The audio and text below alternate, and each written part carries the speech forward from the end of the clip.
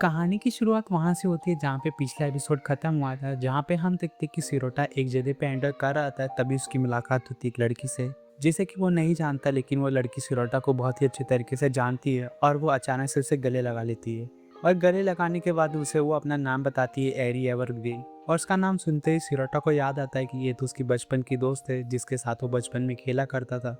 तो सिरोटा सबसे पहले अपना काम खत्म करता है और फिर इसके साथ आके मिलता है, जहाँ पे ये दोनों ढेर सारी बातें करते हैं। और फिर एक पार्क में पहुंचने के बाद जहाँ पे सिरोटा और इसे एक फाउंटेन दिखता है, तो एरी उसे सजेस्ट करती है कि चलो हम लोग वाटर बलून्स के साथ खेलते हैं, जैसे हम लोग बचपन में खेला करते थे। तो ये चीज़ सुनकर सिरोटा को यहाँ पे थोड़ा सा अजीब लगता है कि वो बच्चों वाले गेम खेलने के बारे में सजेस्ट कर रही है, लेकिन वो उसके साथ खेलने के लिए मान जाता है और वो उससे कहता है कि लेकिन हमारे पास तो वाटर बलून्स है ही नहीं।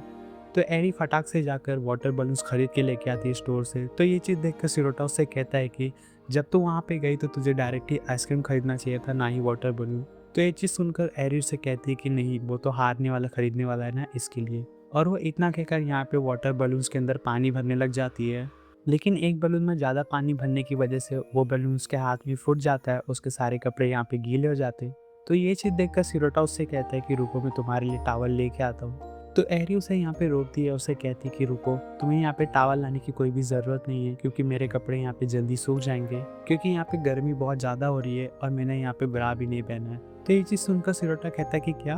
तभी यहाँ पे एरी उसे अपने ब्रा ना पहनने की वजह बताती है। वो उसे कहती है कि ये जो तुम टॉप देख रहे हो, इसमें मेरा शोल्डर दिखता रहता है, अगर मैं यहाँ पे ब्रा पहनूंगी तो वो भी दिखता रहेगा।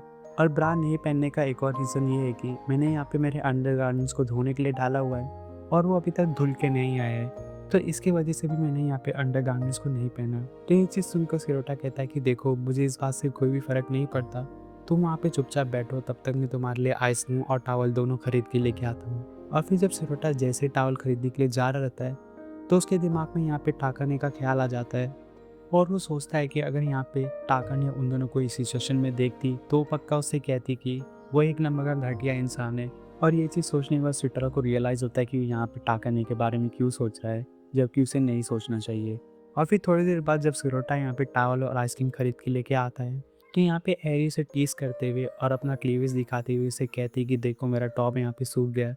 तो ये चीज़ देख कर सिरोटा थोड़ा सा शर्मा जाता है, उससे कहता है कि देखो, तुम्हें मुझे इस तरीके से दिखाने की कोई भी ज़रूरत नहीं है और ना ही बताने की ज़रूरत है। और मेरी एक बात याद रखो, तुम्हें ये सारी चीज़ें किसी और के सामने करने की भी ज़रूरत नहीं है। तो एरी से कहती है कि हाँ, मैं ये सारी चीज़ें जानती हूँ और मैं ये सारी चीज़ें किसी और के सामने नहीं करती, लेकिन तुम तो मेरे बचपन के दोस्त हो और मैंने बचपन में ये सारी चीज़ें तुम्हारे साथ की है, तो तुम्हें अभी क्यों शर्म आ रही है। तो सिरोटा उससे कहता है कि देखो, वो सारी बचपन की बातें थी, तभी हम लोग छोटे थे, लेकिन अभी हम लोग बड़े हो गए, तो प्लीज़ तुम ये सारी चीज़ें करना बंद करो और यहाँ पे आइसक्रीम खाओ।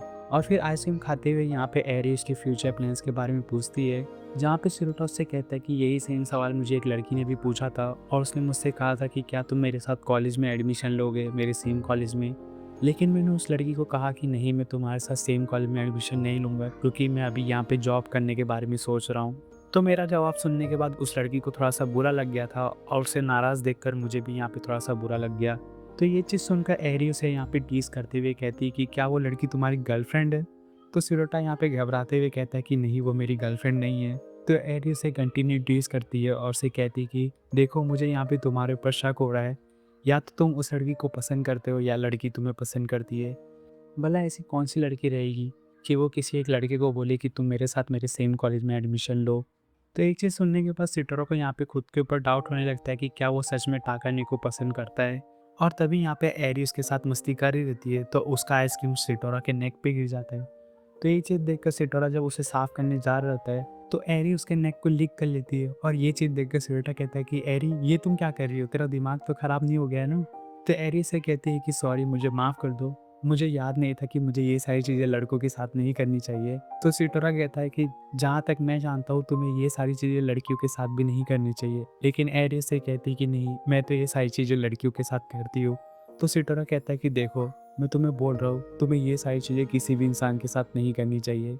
और इतना कहने के बाद सिटोरा अपने आप को शांत करता है और सोचता है कि अगर इस सिचुएशन में टाकाने ने इन दोनों को वापस से देख लिया रहता, तो पक्का ये सारी चीज़ें कहती। सिटोरा, सच में तुम एक नंबर के घटिया इंसान हो। तुम्हारा अपने हवस के ऊपर कोई भी काबू नहीं है। और वो अपने आप को ही एक नया नाम देता है, एरोक्टोकू।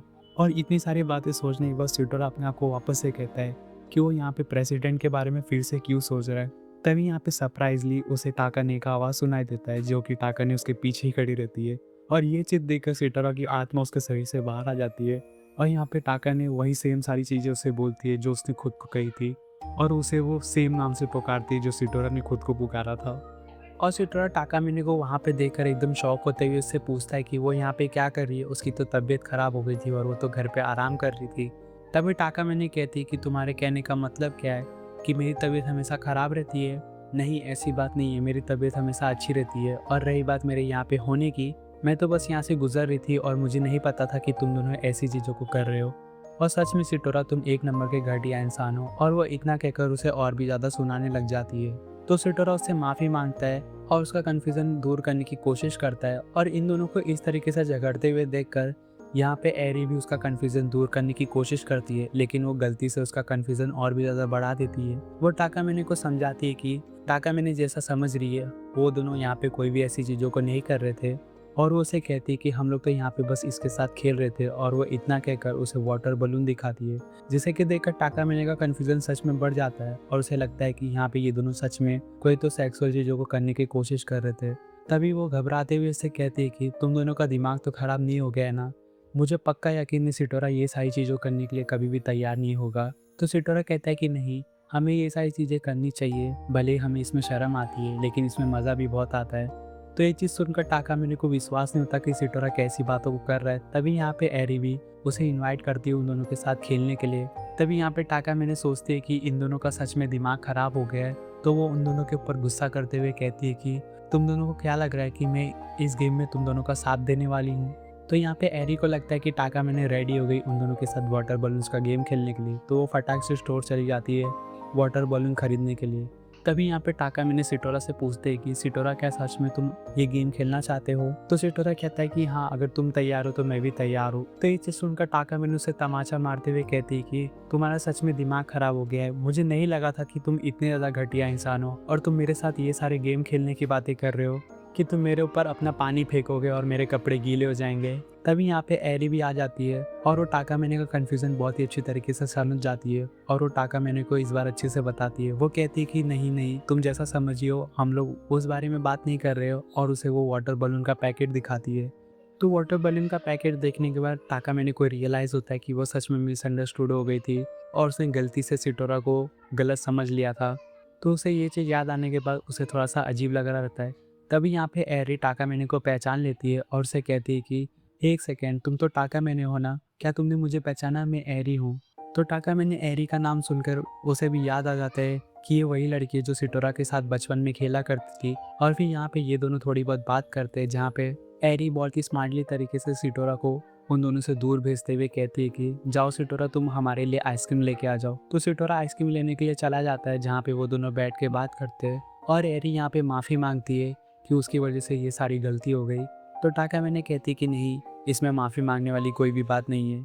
तभी एरी कहती कि नहीं, इसमें माफ़ी मांगने वाली बात है, क्योंकि मैं जानती हूँ अगर कोई मेरे पसंदीदा लड़के को कोई दूसरी लड़की छुए तो मुझे भी बिल्कुल भी अच्छा नहीं लगेगा, जैसे तुम्हें अच्छा नहीं लग रहा है। तो ये चीज़ सुनकर टाकामिनी शर्मा जाती है और उसे कहती कि ये तुम कैसी बातें कर रही हो, हमारे बीच में ऐसी कोई भी बातें नहीं है। लेकिन एरी इसकी बात मानने के लिए तैयार ही नहीं होती और उसे कंटिन्यूटीज करते हुए कहती है कि मैं तुम्हें देख रही हूँ, तुम और भी ज़्यादा खूबसूरत होते जा रही हो। मेरे कहने का मतलब ये है कि जब मैंने तुम्हें बचपन में देखा था तब तो तुम अच्छी दिखती थी, लेकिन अब तुम और भी ज़्यादा अच्छी दिख रही हो।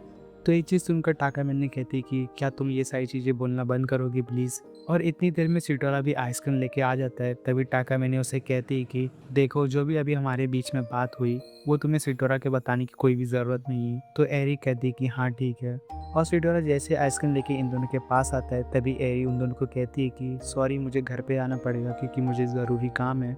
और एरी जाते जाते सिटोरा से कहती कि चलो सिटोरा, हम लोग क्राम स्कूल में मिलते हैं। और क्राम स्कूल क्या होता है मैं आप लोग को भी बताता हूँ। वो एक ऐसी जगह है जहाँ पे आप लोगों को आपके पढ़ाई के ऊपर फोकस कराया जाता है और आप लोग को तैयार किया जाता है कि आप लोग टफ से टफ एग्ज़ाम पास कर सको, जैसे एंट्रेंस एग्ज़ाम।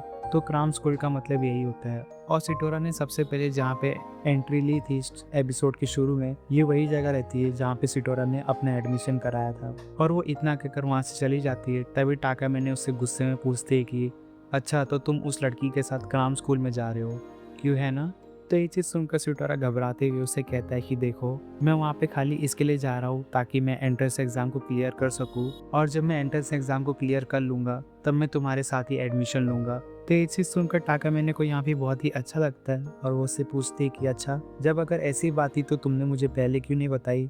मैं भी तुम्हारी मदद कर सकती थी तुम्हारा एंट्रेंस एग्ज़ाम क्लियर कराने में। तो सिटोरा से कहता है कि मुझे ये सारी चीज़ें बताने का कभी मौका ही नहीं मिला, और मैं तुम्हें ये बात जानबूझ के भी बताना नहीं चाहता था, क्योंकि मैं सोचा था कि अगर मैं तुम्हें ये बात बता दूँगा, तो तुम्हें अपने ऊपर के साथ-साथ मेरे ऊपर भी फ़ोकस करना पड़ेगा, जो कि ये चीज़ मैं नहीं चाहता हूँ। तो ये चीज़ सुनकर टाकामैने कहती है कि चलो ठीक है, अब तो तुमने मुझे ये बात बता दी है ना, तो तुम अब क्राउन स्कूल जा सकते हो और साथ में मेरे घर पे भी आके पढ़ाई कर सकते हो, क्योंकि मैं तुम्हारी मदद करूँगी ताकि तुम एंट्रेंस एग्ज़ाम को और भी अच्छी तरीके से क्लियर कर पाओ।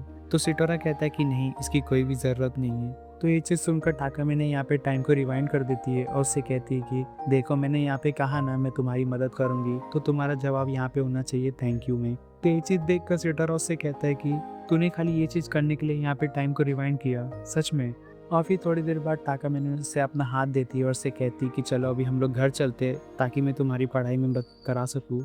और वो उसे थोड़ा-सा टीज़ करते हुए ये भी कहती है कि सिटोरा, मैं तुम्हें इतना ज़्यादा थका दूँगी कि तुम अपने पैर के ऊपर भी खड़े नहीं हो पाओगे। तो ये चीज़ सुनकर सिटोरा घबराते हुए कहता है कि तुम्हारा मतलब पढ़ाई से ही है ना? तो टाकामैने कहती है कि हाँ ज़रूर। और फिर ये लोग टाकामैने के घर पे पहुँचते हैं, जहाँ पे सिटोरा अपने पढ़ाई के ऊपर ध्यान दे रहा रहता है, और यहाँ पे टाकामैने एक टीचर का रोल प्ले कर रही रहती है, जो कि बहुत ही अच्छी दिख रही रहती है मेरे हिसाब से। और वो सिटोरा से कह रही रहती है कि सिटोरा, तुम अपने आप के ऊपर फोकस करो ताकि तुम एंट्रेंस एग्ज़ाम को क्लियर कर पाओ। तो सिटोरा कहता है कि हाँ ज़रूर। और फिर टाकामैने अपनी बिल्ली से कहती है कि मुझे यहाँ पे बहुत ही ज़्यादा अच्छा लग रहा है कि सिटोरा एंट्रेंस एग्ज़ाम को क्लियर करके मेरे साथ एडमिशन लेने वाला है। और टाकामैने ये चीज़ों को सोचकर यहाँ पे बहुत ज़्यादा खुश हो रही रहती है, और यहाँ पे ये वाला एपिसोड फाइनली ख़त्म हो जाता है।